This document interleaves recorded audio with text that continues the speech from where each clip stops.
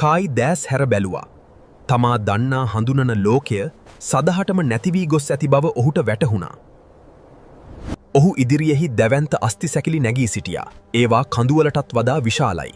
අමතක වී ගිය ලෝකයක නිහඬ මතක සටහන් වගේ. නමුත් තවත් කෙනෙක් රහසින් බලා සිටියා.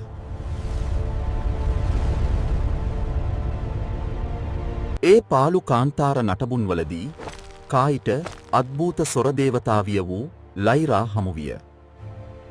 කායිගේ අතේ දිලිසෙන ඔරලෝසුව දෙස ලීර බැලුවා. ක්ෂණයකින් ඇගේ මුහුණ බැරෑරුම් වුණා. ඔය ඔරලෝසුවට ලෝකයන් අතර දොරටු අරින්න පුළුවන්. නමුත් ඒ ඔරලෝසුව පිටුපස මාරාන්තික අනතුරක් තිබුණා. දඩයක්කාරයන් ඕක හොයනවා. ලී අනතුරුව. උන් ඔයාව හොයාගත්තොත් උඹට බේරෙන්න හම්බ වෙන්නේ නැහැ. එසැනින් මුළු පොළොවම දෙදරුම් කන්න පටන් ගත්තා.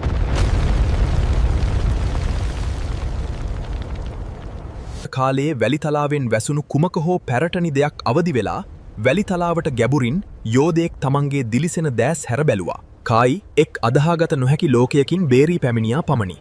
නමුත් ඔහු පිය නැගුවේ ඈටත් වඩා අතිශය භයානක ලෝකයකටයි.